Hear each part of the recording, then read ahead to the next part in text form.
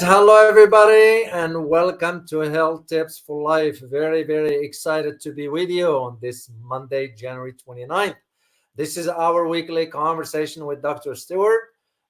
We are very grateful that he really carves out time for us. The man is busy, he had his own stuff to deal with, but it was kind of him to just allocate some time for us here to share some health tips and knowledge and all that stuff for you. I am learning from it as much as anyone else. So today's topic, we got an interesting topic. It's too long. We might end up having to do it in two parts. So we'll do one part today, and if we finish, we finish. If not, we'll do the next part in next week. So the topic is about the digestive system. A lot of us, I'm included, we kind of take it for granted. We don't know much about. Well, we don't know much about it because we never allocate time to educate ourselves. And because the complexity of this, and this is where Dr. Stewart comes in with his knowledge in understanding the big picture of all this. Literally, any of us at some point in your life, you had a stomach ache, you have something wasn't digested right, and so forth. But did we ever know why or how? This is where the importance of this conversation. Oh, hi, Jules. Good to see you. Jules Liang is one of an avid supporters. I consider Jules a friend. And usually it's not an easy for me to use the term so loosely. So thank you very much for being here. Salam Karakulak. So good to see you guys, as always. So let me bring Dr. Stewart in, and we'll dive into this because there is a lot to cover about this topic. Hello, Doc. Hi, Dr. O. How are you? I am doing very well, and I hope you're doing very well too. Oh, and I'm one of the reasons I'm surviving. doing pretty well is Yeah. I take care of my digestion. Well, same here. I eat a lot of kimchi and kefir at night. Yes, I yes, don't have exactly the any right thing. digestive problems so far. Even though I'm gonna share this from the get-go with you guys. Even though it was a couple years ago, I had some major digestive issues. I was always having a heartburn. It was so bad. Of course, I had to find out that it was my esophagus and some bacteria of sort or whatever. Well, most likely had to do with I wasn't eating enough kimchi. I wasn't eating the good stuff and since I got on board on that for the last 10 years, no issues whatsoever. So, all right. Well, let us start with this about what is digestive system? What is made of? What is it? Let's start with a fun quiz for everybody, and I invite everyone to answer this on their own. Guess what the number one cause of death is worldwide? Just take a moment and consider it, because it might be cancer, it might be heart disease, it might be stroke, diabetes, accidents, infectious disease, dementia, Parkinson's disease, or a long list of other horrible things that happen to people. But all of those would be wrong. The number one cause of death worldwide is malnutrition. And you go, Wow. Hold it. Most of the people in the world have pretty good food to eat, which most of the people do. Yeah. That's way over half. Matter of fact, we have less food shortage than any time in human history today because of modern agriculture. The statistics are we have more food than people can consume. And where people are starving from lack of calories, it's because of political issues, not because there's not enough food. That's nice to know, and that gives us a way to remedy that. Yeah. But the number one thing is malnutrition. And you go, hold it, enough to eat? What do you mean, malnutrition? Well, here's where it comes down to what's really going on in your digestive tract.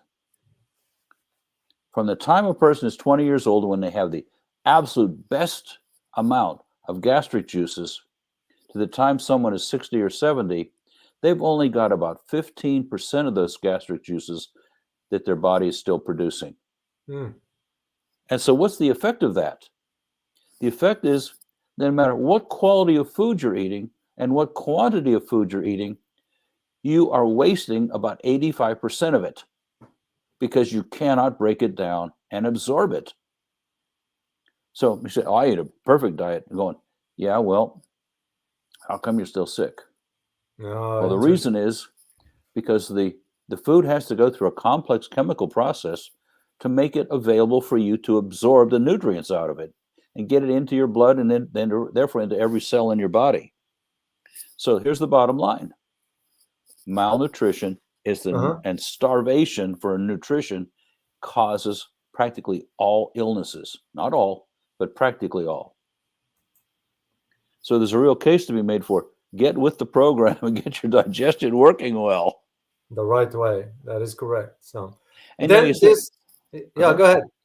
Well, you talk about then, what about diminished quality of life? Not only length of life, but quality of life. Yeah. Without the correct nutrition, how much energy are you going to have? What are you going to be? Fatigued, stiff? What about your immune function?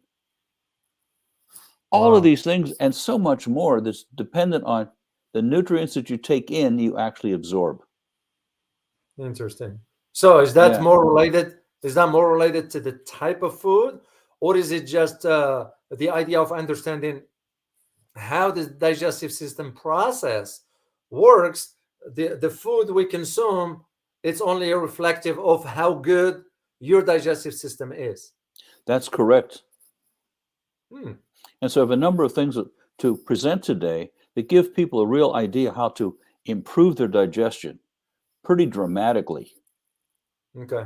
And of course, I started doing this when I was 28. That's a long time ago. And I've dealt with so many people that came to me with stomach problems. They thought it was a stomach problem. Sometimes in one day we had it fixed. Wow. And sometimes it took, let's say it's a gastric ulcer. Sometimes it took longer. But there was a way that the person could run their life and do the right things, and these problems went away. Interesting. I did hear one time, Doug, that someone mentioned to me, and I kind of didn't make sense to me at that time. Of course, that was a few years ago, but now I can see why. And what they mentioned to me was that your health all depends about your stomach, the gut health per se. George even mentioned that one there. And I didn't get it. I didn't get it back then because they said whatever goes in your gut controls your thinking. Is that true? It is absolutely true. How? That's interesting. Let's jump to that because I was going to talk about that later. Let's jump to it right now, though. Interesting. In your small intestines, there's something called the microbiome. Nice fancy word, right?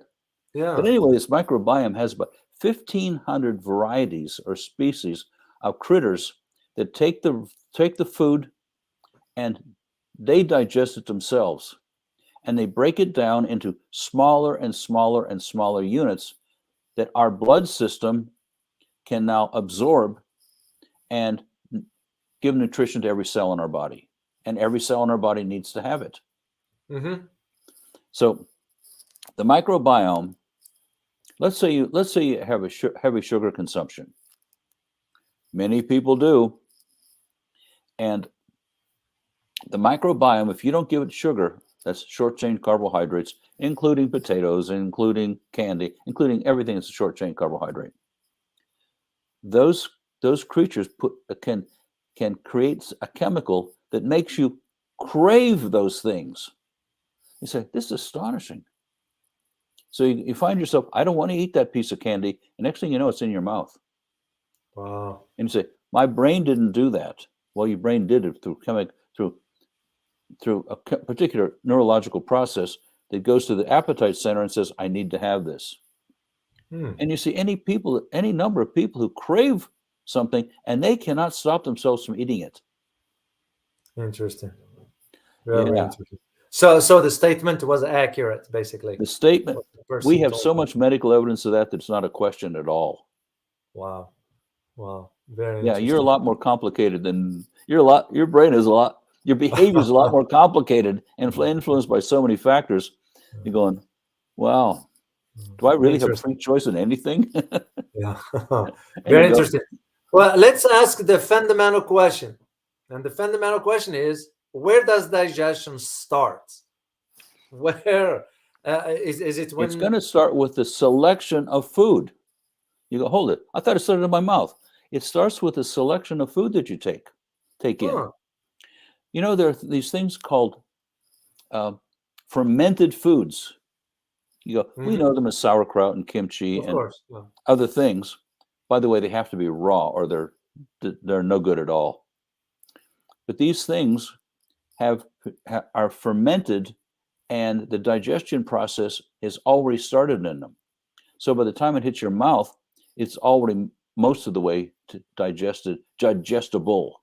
Going, that's pretty cool. And they not only help all the way through digestion, but they go to the microbiome. And because of the critters that live in kimchi and sauerkraut and fermented carrots, fermented okra, and other things, they replenish or help build colonies of really good floral bacteria, which is what actually lives in the small intestines. So we call the microbiome. And you take a look at the healthiest digestive system in the world, and it's Korea. You're going, what? Okay. Well known, because what do they eat with every meal? Kimchi. And they have endless varieties of the stuff, but it's all fermented. And so they have really dramatically healthy digestive systems, noted for the best in the world. Interesting. So it starts with the food you select. Okay. And so we have the purpose of digestion, that is to break down everything we put in our mouth to feed every cell in our body. So the more efficient we are at that, the better we're going to feel. You know, one of the things that we find is that, you know what necrosis is? Necrosis is cell death. And people who don't have enough digestive juices have pockets of cell death all over their bodies. Now, granted, they're not big, at least not to start. But that particular set of cells is starved to death. Going, wow. Yeah. Okay, but so isn't that the same thing for cancer? If you starve the cells from of sugar or whatever that is, cancer could be sort of reversed. Cancer is a real interesting subject, and without getting too far into it, we know that fasting has a big impact, positive impact on the reduction of cancer cells. So yes, you can starve them. And we also know that short-chain carbohydrates, which we're going to call glucose, is what feeds cancer and makes it grow rapidly. So you're absolutely on the target on target with that one. But that's a whole other topic we can talk about someday if people want to talk about it. Sure. It's fascinating. But right now we're talking about how does digestion work. Okay, so now we say, well, okay, that we figured out this fermented foods. Now what's next? What about cooking things? What do you think cooking vegetables does? It breaks down the cell walls so that the nutrients that are inside every cell in the, let's say, vegetable is now broken loose, and our digestive system can absorb it. So cooking is also digestion. Now, people don't typically think of it that way. They say, well, of course, we just mindlessly cook things because we like it or it tastes better or something. That's pre-digesting food before it hits your mouth. Well, that's a good thing. You know, we don't have 4 stomachs like cows do to break down vegetable matter. Cows have 4 stomachs, and they ferment the food inside each the stomachs and break it down that way. So they do their own fermenting process. Well, we don't get that. Of course. we have to rely on cooking it, and then it hits our mouth. And this is another really interesting thing. How many people do you see that just gobble down their food? A lot, quick. They eat fast. Let's eat fast. Yeah. We're going, well, hold it. Now, if we're in the stomach, which is right there, we're going, let's get it in past our mouth, which we see up in the upper right-hand corner, going as fast as we can. Well, what do you think happens? The food is not thoroughly chewed, so it isn't in small pieces when it gets to the stomach. Also, saliva and particular enzymes that are in saliva don't get to break down the fat and the carbohydrates. And so we have big chunks of undissolved food going into the stomach. Now, the stomach has the burden of doing a whole lot more than it really should. The rule of thumb is several rules of thumb. First, make meals a pleasant experience. Nice people, pleasant conversation. Forget the argument. Forget about disciplining the kids. Forget all of that stuff. Sure. This is to be an enjoyable time where people really like being with each other. What do you think that does to the secretion of gastric juices? It enhances them. Wow. As opposed to putting cortisol from the adrenal glands into the system, which doesn't help digestion at all. Then chew it. I attended a class with a world-class digestion expert, and he said, forget this 10 rule. Chew your food 30 times. Make it so liquid that it's like soup in your mouth. Wow. I started doing it. I couldn't do 30, but I did a whole lot more than I was doing. And so people frequently comment about, Ross, you eat so slowly. I'm going, I'm pretty quick. I'm just doing the right job. And so it takes me longer to eat than other people who act like they're hungry wolves and has to gobble it down in a hurry. The truth is, I've not been really hungry for a long time because I didn't have enough to eat. I'm not in any hurry. Well, actually, this one I can when I used to travel to Asia, we'll go and eat outside, whatever. And I always used to ask locals the whole notion of eating with the chopsticks, right? Oh yeah. And it was one of the things that someone explained to me. Of course, they see it a lot in China, of course, Korea, Japan, and all that stuff. But the idea was that the chopsticks will allow you only to eat small portions at a time. That's true, isn't it? Yeah. Well, that one in itself, I found it very interesting because I tried it at home. Of course, I had a hard time holding the chopsticks. I don't know how. I need to learn. But I noticed when I eat with the chopsticks, I am not eating as fast and I am not eating as much. Interesting, Why? Because isn't it takes time to. So there is some sort of a wisdom into why the Oriental culture they eat with chopsticks. That's an interesting. Your brain tells you when you've had enough food. Yeah. And the way it does it is by measuring blood sugar level through the hypothalamus. And if you eat slowly, the blood sugar is regulated. If you eat quickly, you can't tell when to stop because the blood sugar hasn't been impacted correctly yet. So eating small amounts slowly will actually limit the amount of food that you eat, just as you said. Yeah. This thing is so nicely connected. So we're going to recommend kimchi. We're going to recommend sauerkraut. We're going to do yogurt, kefir. And by the way, Doc, I need to mention to you that South Korea, why they might be the best digestive system. Do you know where they get their cabbage from? Where? China. No kidding. Yes. Yeah. So I will be going to Asia, hopefully. And this is one thing also I would like to experiment with the local food inside China and so forth, because I want to eat natural stuff the way they do. Forget about restaurants and all that stuff. You eat with the locals there. And I'd like to.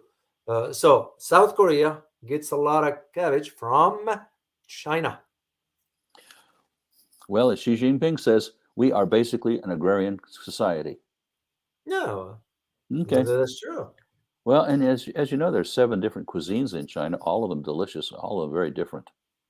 Hope you get to sample all of them, or as many as you like. Yeah. Okay, so now we've entered the mouth, and we've now chewed the food 15 to 20, maybe even 30 times till it's truly liquefied. And these wonderful saliva glands, and there's several of them on each side of your mouth, total of I think 6, and they've now started to digest the food internally. Interesting. And then we, you mentioned it, and there's something really careful about never overeating. I don't want to do too much about it, but you can overload your system so it doesn't thoroughly digest anything, no matter what you do, if you stuff your face, if you just load up too much. Well, you look at the size of a dish now. In the last 30 years, the size of a dish has grown. I never liked my plate to have a lot of food. One day, one of my youngest kids put a lot of food in his plate, and I didn't want to say anything till I see what he was doing. So half of his plate was still there, and I said, Michael, why did you put all that food for? I said, you were eating with your eyes, not your stomach. It was the only time he ever did that. Never again. He's a smart guy. Yeah. They did I saw some research by an agricultural department many years ago where they were attempting to fatten up chickens. And what they did is they gave them a bunch of chickens, the exact right amount that they knew they needed to survive and thrive. Then they gave them 30% more, and they ate it all and got plumped up, not in a healthy way. Wow. And so you go to a restaurant or somebody's home and they load up your plate on a regular basis. It's remarkably unhealthy. Yeah. So we have a whole culture where food is traditionally, not anymore, but it's traditionally been very inexpensive compared to everything else. And so the portions got bigger and bigger and bigger. Well, unfortunately, that's a boomerang arrow, and it really has hurt Americans, who are some of the fattest people on the planet. Yeah. Small wonder. Okay, so now we're going to move to, now we've selected our food, we put it in our mouths, we've chewed it, we mixed it with saliva. Now it's going to go down the esophagus into our stomach. And would you put that picture up again? Let's take a look at how this actually operates. So now we have that tube at the top coming down, and you can see it empties right into the stomach. Well, the stomach does a whole lot more functions than you'd ever think. For one thing, it has 7 different regions in it. And it's a muscle that pumps like this. It's constantly mixing gastric juices, hydrochloric acid, betaine, lipase, and other things, further dissolve the food called chyme, which has come down from the mouth. And we want to keep it here. Matter of fact, it demands to stay here until the hydrochloric acid level reaches really high levels. And the joke is, if you take the gastric juices and you have a pH of about 2, which is ideal, what you could actually dissolve a nail in it. Wow. Or if you had an extra finger you didn't want, you could dissolve your finger in it. I mean, this is really acidy stuff. Wow. And there's a valve at the top of this called the esophageal valve. And that valve closes. It's a real weak valve, but it closes so that the churning of the stomach does not push the chyme, the food, back up into the esophagus, which does not tolerate acid much at all. But there's a valve at the bottom of it called the pyloric valve that, let me see if I can. It's acid sensitive. It's right down. If you look at the bottom of the stomach, right here, that's where it is. Okay. So at the bottom, that thing is acid sensitive. And when the acid level gets to somewhere around 1.8 to 2, that's really acid. That really will burn you. If you've ever thrown up, you know how much that burns. Yeah. And practically all of us have thrown up at least once. It's either we got the flu or we misbehaved with alcohol or something. So, and it burns you. Well, that valve at the bottom, when it gets to 1.82, it opens up and allows the chyme in your stomach to now pass into the small intestines. If it doesn't get acid enough, the stomach continues to churn, and As more and more food comes in, that valve at the bottom does not open, but the food has to go someplace. It goes through the esophageal valve and goes right into your esophagus, which is right where your heart is. And many people get it and think they're having a heart attack. It really does hurt. It's awful. And some people have this as a chronic condition because of poor diet and because of insufficient hydrochloric acid in their stomach. So the medical solution, or the over-the-counter solution, is something that's going to make the acid level even lower. I'm not going to name products here, but any antacid is going to do that. And any number of the prescription medications do the same thing. I've run into it over and over and over again. And under doctor's supervision, we take the people off of those prescriptions and give them a simple hydrochloric acid supplement. Typically the problem is gone at the first meal. You're going, oh, you're kidding. And people say, I suffered with this for years, and I took these 2 little tablets in the middle of the meal, and it went away. The problem is, long term, it starts to dissolve the esophagus. It burns holes in it. Now you've got a real problem on your hands, and that's probably going to require surgery to repair the burned hole, as opposed to 7 cents a day will take care of the issue. 7 cents. Right. And if you go online, you can look for natural remedies for GERD, G-E-R-D. Yeah. So once you really understand the system, you can complement it and be its friend and give it what it needs so it can thrive and do its job. Yeah. Now, where does the pancreas fits into this? Well, there's 2 things that are going to really help with digestion. The pancreas has a myriad of wonderful enzymes and protoenzymes that it dumps into the intestines that help further dissolve the food. Did an experiment once. Made a big bowl of oatmeal. And my associate said, now we're going to take this simple enzyme, we're going to pour it over the oatmeal. It dissolved it to a watery substance. I'm going, you're kidding. This stuff was really gooey. It broke it right down into water and liquefied carbohydrates. I'm not a fan of oatmeal because all it does is jack up your blood sugar level. It gives you almost no fiber and almost no nutrition. But seeing this in action told me just how powerful enzymes really are. And the pancreas is masterful. Of course, that's what it evolved to be over the last billion years or so, to give the exact right enzymes to further break down the chyme before it goes into the microbiome. Interesting. So having a healthy pancreas is really important. People who experience pancreatic cancer, that's like you go to sleep one night and wake up in the arms of God the next day. The pancreas is that important. You can't have liver cancer. You can't have, pancreatic cancer or damage to it, such as, to say, an automobile wreck. You're done. Okay. And then we have the gallbladder. Oh, this stuff is just, pardon me, I'm fascinated by it. Yeah. So you go, what's the function of the liver? Well, we got pancreas figured out. It's going to provide these enzymes. And the liver is now going to filter debris out of our blood.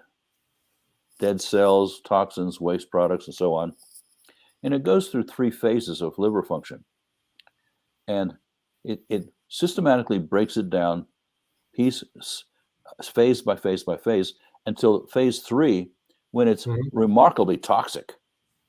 It has converted all that dead stuff and all the poisons to something called bile, liver bile, which goes into the gallbladder, which is a storage vessel.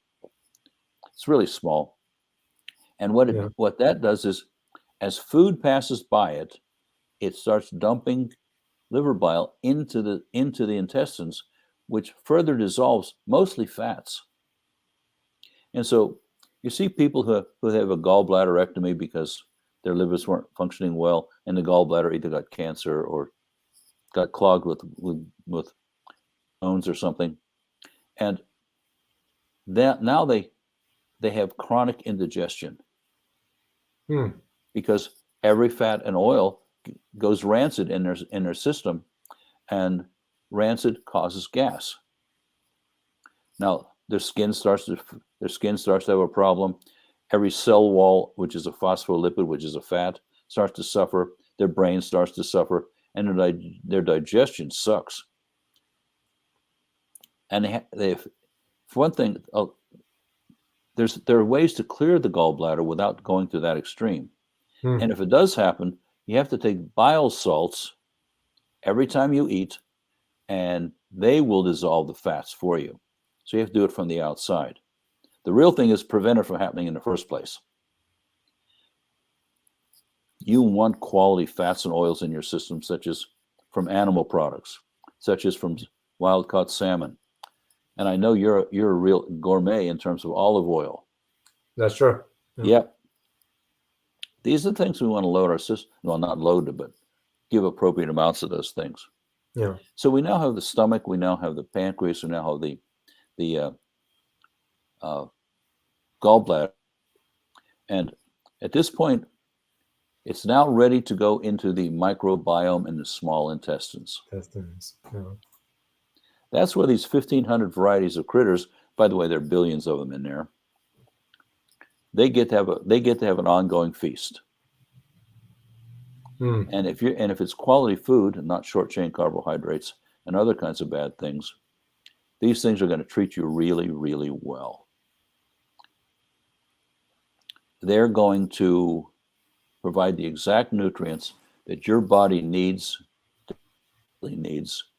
to function optimally.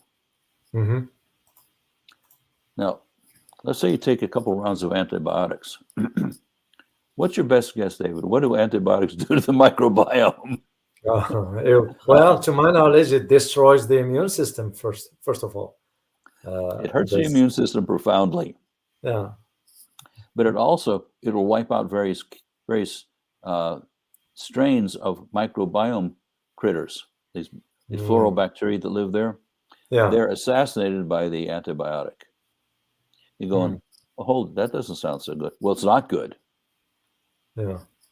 Because new colonies of these things are pretty hard to establish, which means you have to have a steady diet of kimchi and kefir and yogurt and what was the other one we said? Sauerkraut. Raw, of course. All these things. One of my close colleagues did a study. They had 64 people in the study.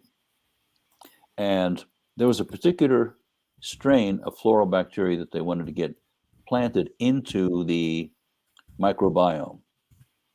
They did it so they gave one half of those people a supplement that contained the colonizer for the microbiome, that particular strain.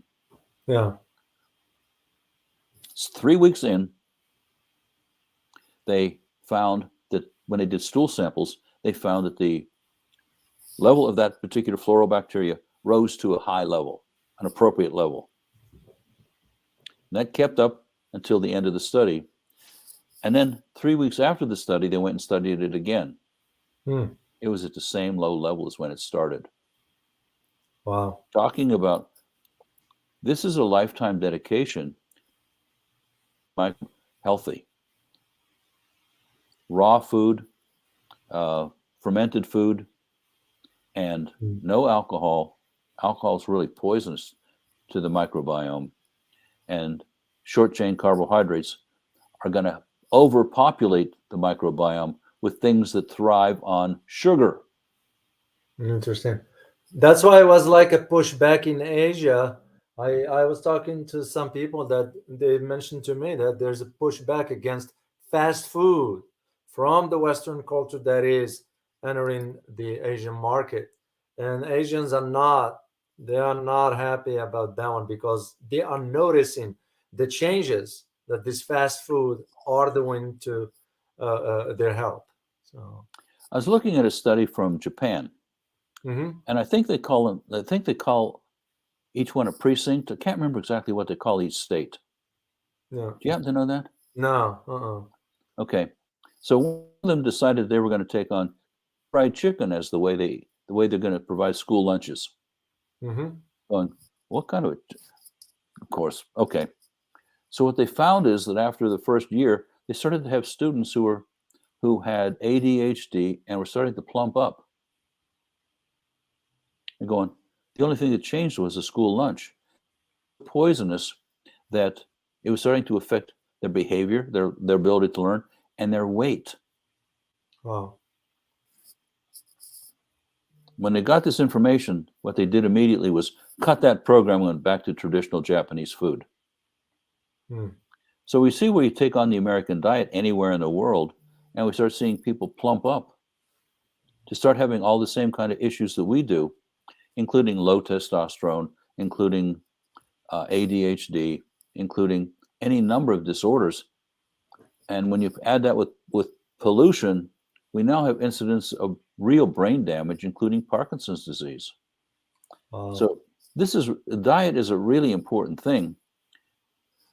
And digestion is imperative. You just got to have it working well. But it's no longer a given that your body's going to take care of itself. The environmental poisons and the quality of food is so diminished that you really have to, if you're really going to remain healthy for a long time, you have to be aware of what to do and how it works, so you can maximize the quality of your own life, the length and quality of it. Well, we look at it here in the US, you get the chemtrail planes releasing that chemical stuff. I just see them every day almost. It's like we don't even know what they're releasing in the air, and we're gonna end up breathing that kind of stuff. So it's well, with 88,000 human-made chemicals now in the water supply, what are you supposed to do? You have to, if you're going to take a shower, you have to filter the water so the water does, because itself coming from the municipal source, the number one way it hurts you is you breathe in the vapors. You don't even have a digestive tract to protect you. It goes directly into your blood the way oxygen does. Pardon me. Well, I'm not bragging, Dr. Steward. I do have a filter in my shower. And you also have filtered water. And I don't touch tap water ever. That's two of us. Yeah, I don't. It was about 15 years ago that some colleagues and I got a dark field microscope, and we started looking at the quality of water. No, it's bad. Oh, did that sober us up? It's very bad in the US. And this is where you see the waste of tax dollars here in the US. Instead of focusing on, improving this kind of resources and so forth, they're wasting money on wars and conflicts and so forth. So it's bad. Oh, that's understandable anyway. It's that's horrible. Another conversation for another day.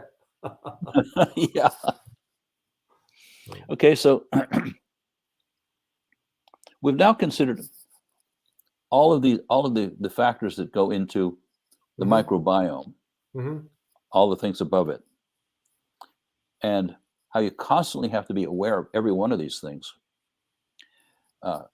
And then we get to the microbiome, and we've now talked about how to repopulate it, because you're going to have to repopulate it for as long as you want to be breathing. Yeah. And we have ways to do that. I like one of the ways you're doing it is grow your own vegetables and eat some of them raw.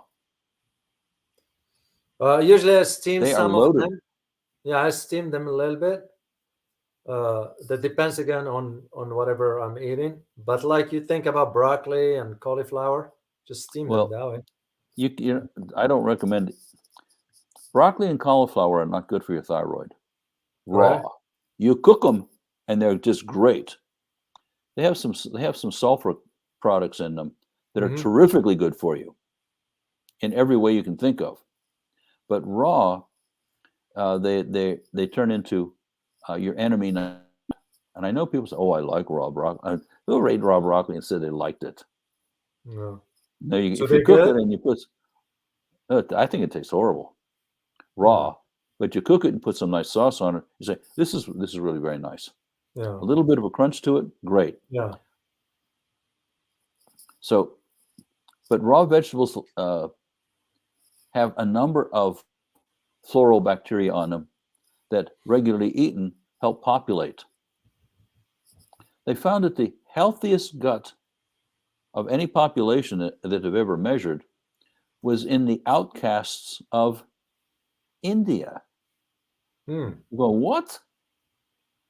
These people ought to be dying like flies. Oh, they do get infectious disease, but their Yeah. gut biomes, for one thing, they lived in the dirt. They were unhealthy. They were unclean, and the food they ate was the closest to really healthy food you could get in terms of replenishing the microbiome. Interesting. I was going. Once I read the entire research article, I understood it.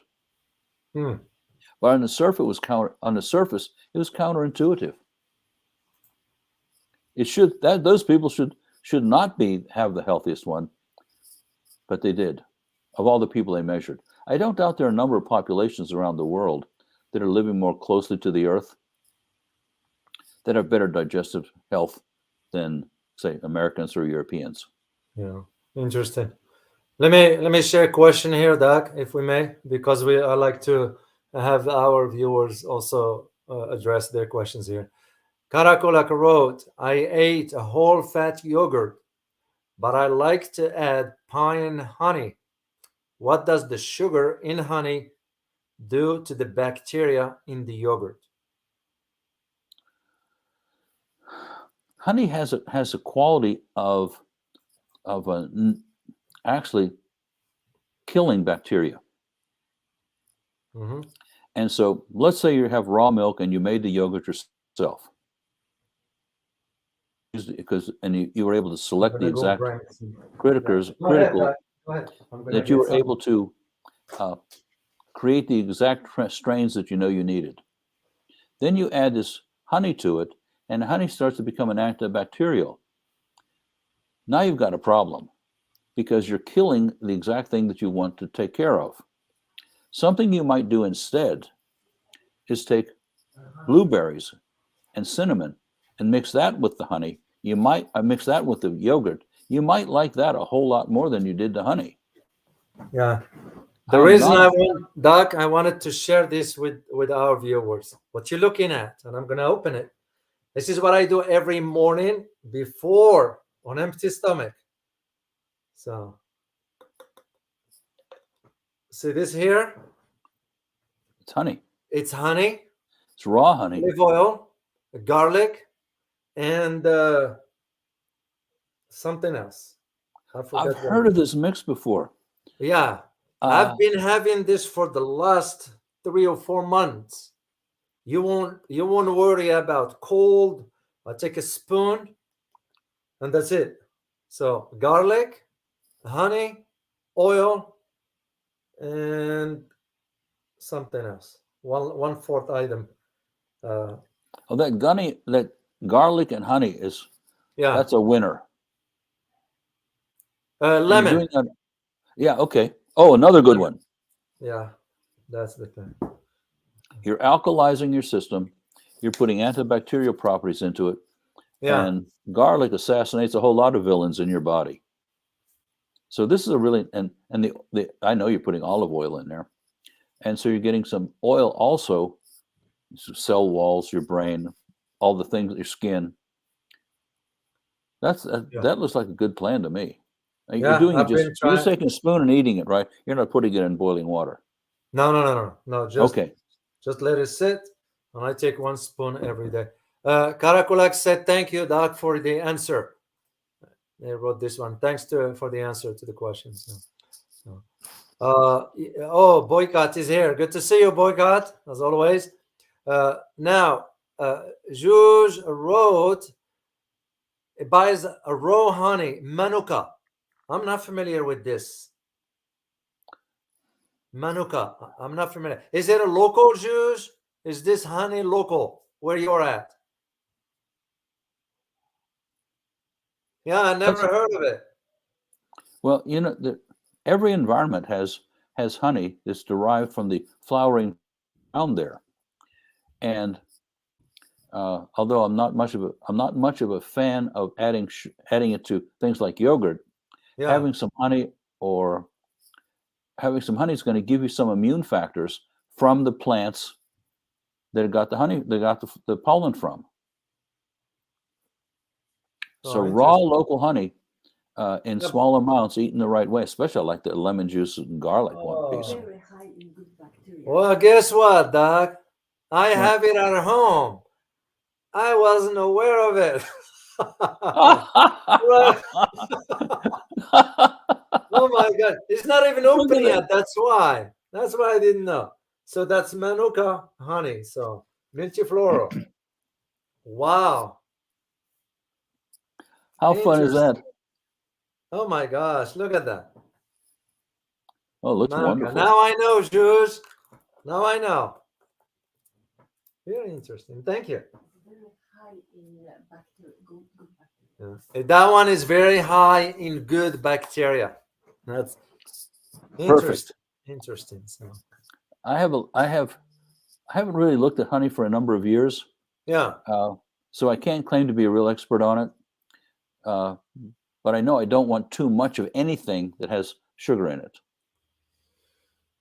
I agree. One of the things about honey is you don't sit and eat a whole container of it. You have one spoon and you don't say, I need another spoon of that. Yeah. People don't gorge on it the way they do chocolate candy. Yeah. Or ice cream. Oh, ice cream. Oh. I have a European size ice cream portion. That's about it. Just for the flavor of it. It's normal. That's the way to do it. You're not deprived, but you haven't wrecked your glucose level in your blood. Yeah. Let's go on to some health issues related to this. All right. One is you hear people have ulcers in their stomach. And these things, they should be easy to detect. But because I was dealing with a number of gastroenterologists, and I had people that I really needed an accurate diagnosis of, I found that I needed to send a person to at least 2 different ones because their diagnosis was different. Interesting. Looking at the same phenomena. And for example, if a person has stomach erosions, that means that the mucus lining of the stomach had been damaged in some way. Not full-blown ulcer yet, but well in the road. And the person said, my stomach hurts. And so the gastroenterologist, the first thing I want to say, well, you got 2 stomach erosions, but it's nothing serious. They're going, you got stomach erosions, and the guy said it's not serious. I said, go to another one. And it said, you've got stomach erosions, and this is serious. And we figured out what to do with it because there's a remedy for that. Yeah. That doesn't involve surgery and doesn't involve all these horrible things you have to do. And stomach ulcers are typically the result of a combination of 2 terrible bacteria that come together and burn holes in the loop. They dissolve the mucus lining in particular areas of the stomach, and you're in trouble. Your pH is 1.8 to 2, and when it touches when it goes through that mucus protective lining, it burns the muscle. Your stomach is a big muscle. It's a layered muscle, and it hurts. Wow. But there's remedies for that, and there's ways to get rid of it. Typically, it's antibiotics if it's that, and then what you do afterwards to make sure that your stomach is actually working well. Well, there are ways to do that. Interesting. And then another thing you hear about is, oh, I've got constipation. That's really it's a lot more common than people let on. And constipation has 2 phases. One is diarrhea, which is a similar phenomena with the same problematic cause. And the other is really hard doing a bowel movement. Stated simply, the best over-the-counter remedy is magnesium supplements, a lot more fiber, that is vegetables. Vegetable. Yeah. That very often will take care of it. There's something over the counter called magnesium citrate. Mm-hmm. And let's say you're really clogged, and this is what they do before surgery, but you don't need a prescription for it. And you go, and it's a bottle about this big, Mm-hmm. and you drink it, and the next day, whatever's in your intestines is now cleared out. You start fresh. Many people, all you need to do is restart their system and have a reasonable amount of fiber and a reasonable amount of vegetables and very, very few carbohydrates, and their system will re-regulate. Mm-hmm. Now, there's a danger that if you take the prescription medications for it, like laxatives for a long time, Yeah. the peristaltic action on the intestines, the muscle goes smooth instead of ripply. Mm. You're done. You're now, Right. the prescription medication has now made you an addict of that prescription medication. Your Interesting. intestines will not recover. There's no going back. Mm. Think Let that's me very- share this with all of our viewers from Abhi. He wrote, I feel Europe has much better food regulations than us, but cheap honey in German supermarkets have a mix of honey from China. Interesting. They do have the regulations. I know one for a fact is that European Union bans American meat from being over in Europe. Europeans will not import American meat. You have Europe, you have Japan, you have Canada. There's three that I think Australia. There's four. Will not import American meat. David, do you know what a spent dairy cow is? Yeah. That's why. Okay, so you get a new calf, a female calf, Huh? and it takes them 3 years to mature, well, to the point that they can have a calf themselves, and then they take the calf away and they keep milking the cow. Hmm. The cow has a lifespan of a couple of years of doing that until they're so worn out that they can't produce milk anymore. So what do they do with them? Now remember, they've been chemicalized, they've been antibiotic, they've had stimulants to produce milk, they've had any number of things done to them, and a number of them have never even seen a pasture. They've spent their whole life, more or less, feeding in a dirty cage. Wow. And then they butcher them, and then they sell us meat, ground beef or whatever, Yeah. at a relatively low price compared to things that cattle that have been treated really well. Especially grass fed and so forth. Oh, organic, grass fed, no antibiotics, the rest of that. Because whatever's in that cow and you eat the meat, now it's in your body. Yeah. And detoxifying that stuff out of you is murderously hard. Yeah. I mean, And this is why Europeans don't bring it. They don't do that. And same thing, Karakulak. I think you're right. I think that Europe don't allow GMO either. Well, we know it's because Bill Gates, the evil Bill, is pushing for GMO and all that stuff. A lot of people did not know that till December of last year, McDonald's was giving free French fries. Free. Yeah, for a month, the month of December, I found out, Well, when I found out why, because the potatoes that McDonald's uses are coming from Bill Gates' farms. So we don't know what's in them. So I don't eat food outside anyway. So, and that's well, McDonald's has their own unique genetically modified potato that they use. Yeah. Because they wanted a particular way their French fries wanted to turn out. They only use the one kind of potato, which is, I don't want to eat it. Yeah, you guys don't eat McDonald's or any fast food as a friendly recommendation, because I care for you're part of the community, your health. That's the whole reason why we're doing this. If you can stay away from fast food, you'll be better off. So actually, my advice. There was a film a couple of years ago called Super Size Me. Yeah. And the guy went he went, and every meal he had at a fast food restaurant, Mm-hmm. every blood value went to critically bad. Wow. And they documented it in this film. And his wife, who was a clinical nutritionist, it took them 6 months for him to recover from it after he went back on a really healthy diet. Wow. How many times a week does the average American eat at a fast food restaurant? 3 times. 3. Wow. They've poisoned themselves 3 times this week, and the recovery is enormously long. Yeah. So you Yeah, talk about okay. ways to hurt your digestion. Yeah. Let's just run through it just for Yeah. 1 minute. First of all, Yeah. you're going to get a soft drink that has high fructose corn syrup. Your liver has no way to cope with this. Your body has never seen high fructose corn syrup, and it contaminates everything, and it sponsors cancer and indigestion and everything you can think of. Then you go to spent dairy cattle for the meat, or you get chicken that comes from another country. In a Yeah. little cage, they put 8 birds in there, and all the birds do is eat and then produce the meat, and at 8 weeks or 12 weeks, they're harvested. And they had to give them antibiotics because of the uncleanly and overcrowded conditions. Yeah. Then we have genetically modified potatoes. Yeah.